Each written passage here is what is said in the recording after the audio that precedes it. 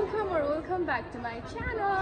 आज चाहिँ हाम्रो फर्स्ट इयरको चाहिँ अब हामी वर्ष भइसक्यो नि त पढेको अनि आज चाहिँ हाम्रो लास्ट डे हो अनि अब हामीले चाहिँ हामीलाई सरप्राइज दिने भनेर चाहिँ केक अर्डर गरिसकेको छौँ। अब यो भिडियोमा चाहिँ अब के हुन्छ त भनेर चाहिँ म देखाउनु गइरहेको छु ल।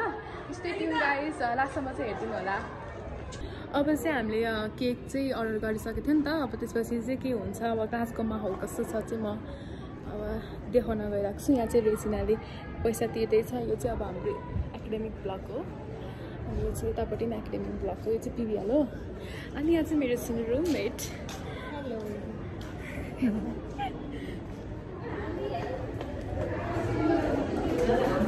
ल, मेरो भ्लगमा वेलकम छ। के हुँदैछ भने ल।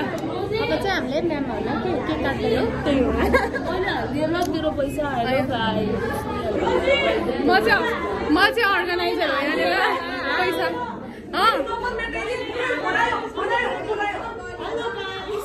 मेरो भ्लगमा आयो भन। मैले पैसा हालेँ ल यस्तै हो। यहाँ चाहिँ पढिरहनु यिनीहरू। आयो भन मेरो भ्लगमा आयो भन।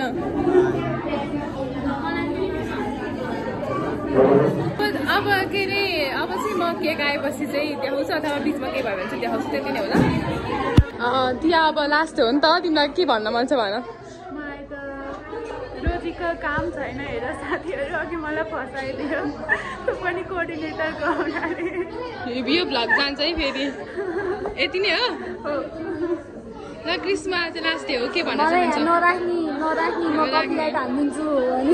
हाई सुशीला, ल भन के लागिरहेको छ तिमीलाई आज लास्ट डेमा?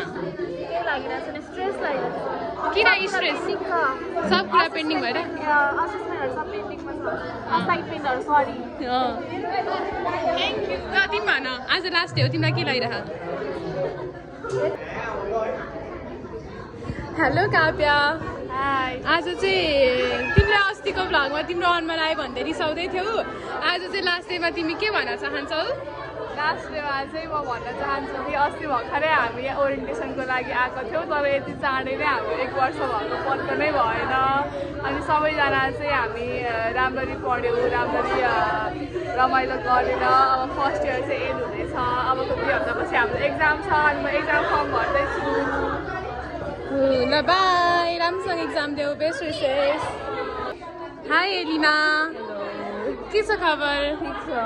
आज चाहिँ हाम्रो फर्स्ट इयरको लास्ट डे हो नि त, अनि तिमीलाई कस्तो लागिरहेछ? मलाई चाहिँ यो इयर चाहिँ एकदमै छिटो गयो जस्तो लागिरहेछ। अनि त्यसपछि धेरै एक्सपिरियन्सको साथ अब सेकेन्ड इयरमा इन्टर गर्दैछु। Best of luck for exam. Thank you, bye bye. Shreya, hello Rosy. आज चाहिँ तिमीलाई लास्ट डेमा चाहिँ के भन्न चाहन्छौ? आज फर्स्ट इयरको लास्ट डे हो नि त, अनि के भन्न चाहन्छौ? मैले आइम ह्याप्पी। ह्याप्पी मात्रै? यस। ल थ्याङ्क यू। आइस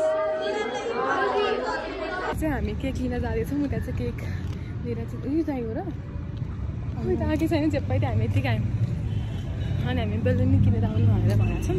हेरौँ के हुन्छ। बेलुन चाहिँ नकिन्ने होला। नकिन्ने मैले हेरिदिएँ याद चढाएर। यति नै हो।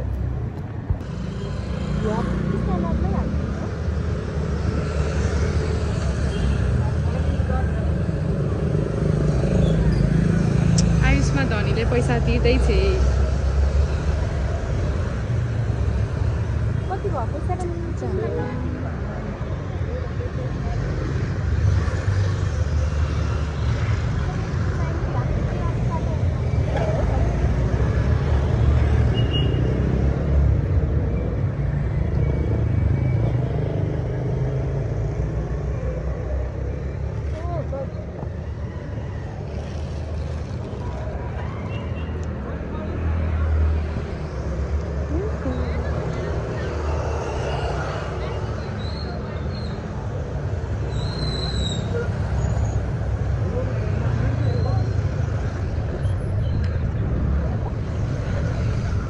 पेमेन्ट भयो, धन्यवाद। समाउँछु ल्याउ, म समाउँछु तिमी भिडियोबाट। ओ माई गड, हामीले केक लिएर आइसकेको छौँ। म्यामले टाढाबाट हेरेर जस्तो लाग्थ्यो कि। निमा म्यामहरू चाहिँ उता क्याबिनमा बसेर खै के पो गर्दै हुनुहुन्छ। अब हामी क्लासमा जान्छौँ अनि त्यसपछि हामी यस्तो ठुलोसोले कराउँछौँ अनि त्यसपछि हामी म्यामलाई चाहिँ के भनेर बोलाउने हो? इमर्जेन्सी हाम्रो क्लासमा आउनु न भनेर भन्ने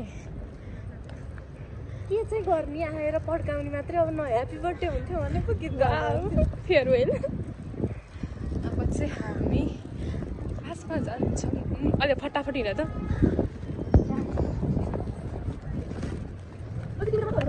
म जानै मलाई लाग्छ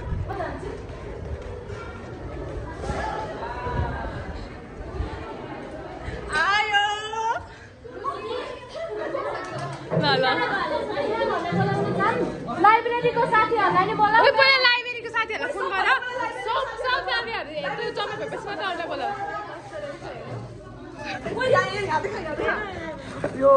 हेरौँ है त झोलाभित्र के छ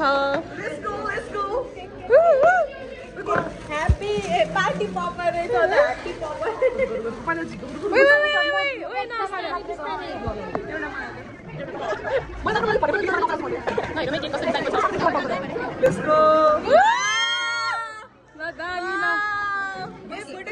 यसमा के लेखेको छ बिएससी हामी चाहिँ 9 ब्याच हो ल म्यामलाई गएर बोलाएर कस्तो लाग्यो केक भन कस्तो लाग्यो भन कस्तो लाग्यो राम्रो लाग्यो हो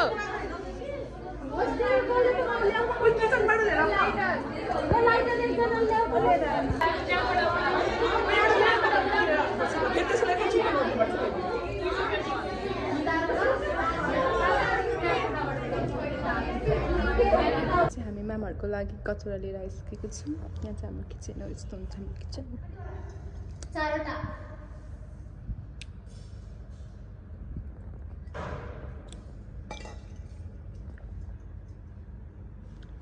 आमाले पकाल्दै हुनुहुन्छ नाइस धुने परेन यो चाहिँ हाम्रो किचन हो गाइज होस्टेलको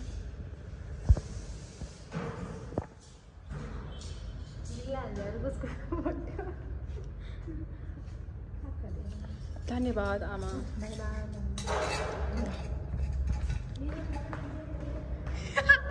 अब भाइरल बनाइदिन्छु तपाईँलाई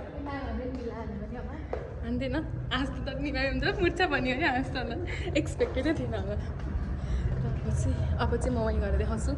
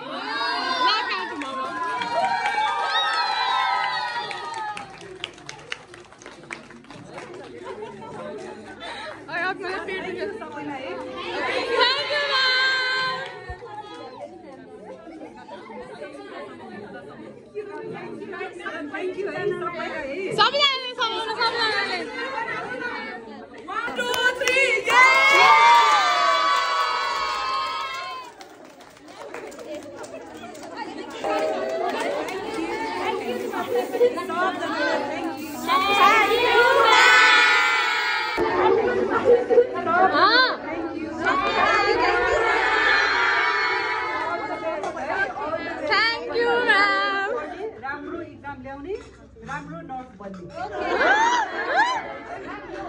भगवानले चढाउन छोडी कोठामा राख्छस् कि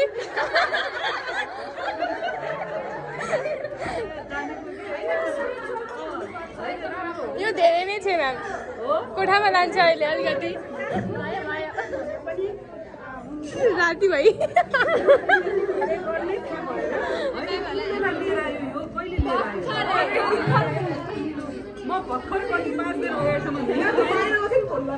यो वासरुम गएको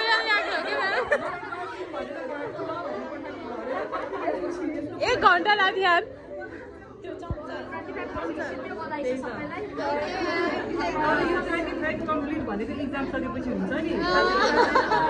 5% back to 20 भयो नि त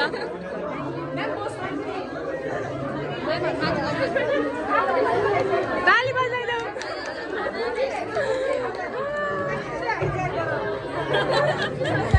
हैन मैले कतिजना गाडी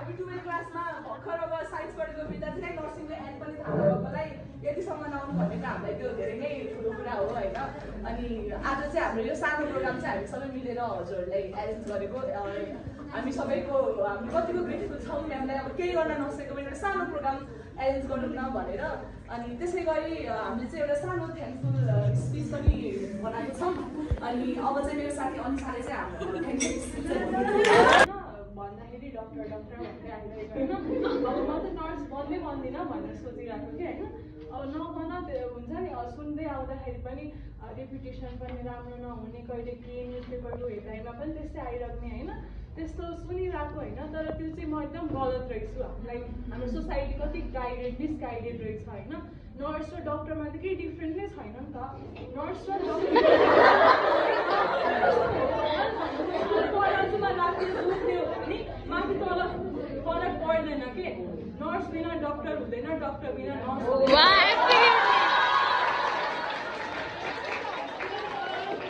डक्टरको चाहिन्छ नि त्यो जति नर्सको पनि हात हुन्छ त्यहाँ अन्य नन सपोर्टिङ स्टाफहरू पनि धेरै हुनुहुन्छ नन मेडिकल फिल्ड बाहेक होइन धेरैवटा कुरा फ्याक्टर्सहरू चाहिँ हस्पिटल चल्दो रहेछ होइन हामी एकदम मिसगाइडेड भएर मलाई एकदम चित्त दुखाएको थियो कि होइन एकदमै डिप्रेस जस्तो नि भयो एक दिन त होइन यस्तै रहेछ अनि भन्नुभयो ल छोरी नर्स नै पढ्न नि त यहीँ पाटनमा निस्क्यो घरबाट नजिकै मेरो काखमा बसेर नर्सिङ सघाउ भन्नुभयो र मैले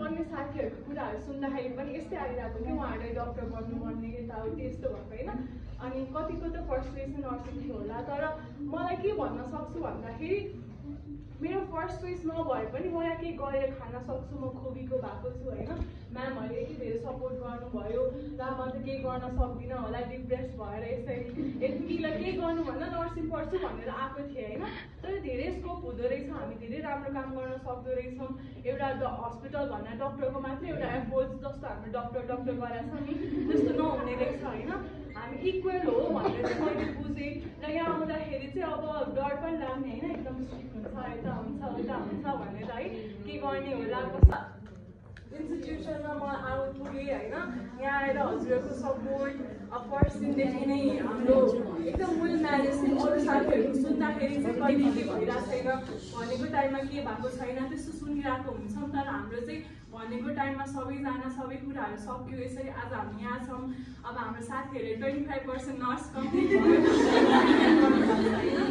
यो भनेको चाहिँ अब राम्रो कुरा हो हाम्रो म्यामहरूले एकदम धेरै गाइड गर्नुभएको छ यस्तो नगर यस्तै राम्रो मलाई एकदम खुसी छु होइन मलाई एकदम त्यो बेलामा स्याड भएर म पछाडि फर्केर मलाई भन्न मिल्थ्यो भने चाहिँ अनुसा डोन्ट वरी होइन तिमी एकदम राम्रो बाटोमा गइरहेछौ you can do whatever you want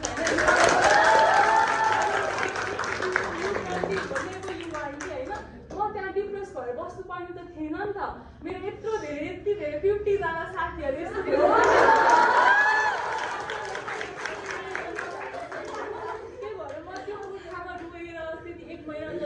depress भएर ला मेरो ड्रिम्स यता भयो उता भयो भन्नुपर्ने केही छैन कि हामी एकदम राम्रो पाथमा आएको छौँ यति राम्रो साथीहरू बनाएको छ। यो साथीहरू पनि मैले अहिले के भन्न चाहन्छु भने यो 4th इयरसम्म मात्र नहुने होइन, हामी अन्य कतै पनि हामीले आफैलाई चाहिँ सहयोग गर्नुपर्छ होइन। यो सक्यो र बाई बाई भन्ने चाहिँ होइन।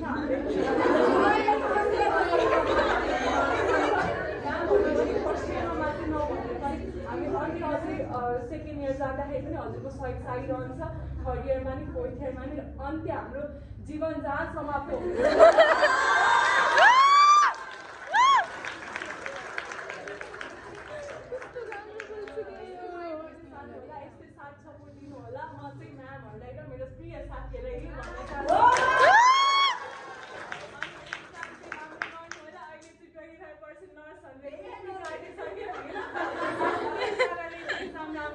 All the best, we can do this.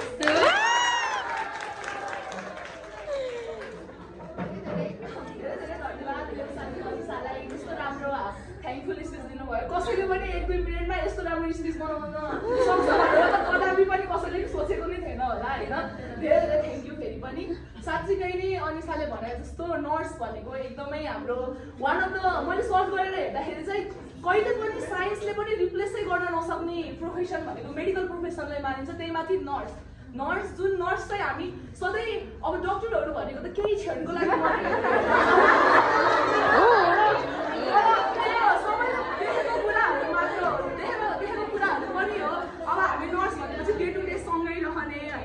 हामी उहाँहरूको सेवा गर्ने, साँच्चै नै एकदमै हार्डवर्किङ गर्नुपर्ने र एकदम प्राउड हुनुपर्ने प्रोफेसन हो जस्तो पनि लाग्छ। प्यारो छात्र र छात्राहरू सबैलाई नमस्कार है। अब म पनि अन द स्पटमै रेडी भएँ दिनको लागि। मैले सबैको रिप्रेजेन्ट गर्दैछु बिएससी फर्स्ट इयरको टिचर्सहरूबाट होइन। ओके, सुरुमा चाहिँ 50 जना स्टुडेन्टहरू यो फर्स्ट ब्याच हो के है। पहिला 40 मात्रै थियो जस्तो, सबैभन्दा सुरुमा त झन् 20 जना मात्रै थियो बिएससी होइन। अहिले चाहिँ 40बाट गएर यो वर्ष 50 भएको। 50मा हामीले चाहिँ के गर्ने होला, कसो गर्ने होला, कसरी चाहिँ हामीले चाहिँ होइन अब स्टुडेन्टहरूलाई चाहिँ गाइड गर्ने होला भनेर हामी सबै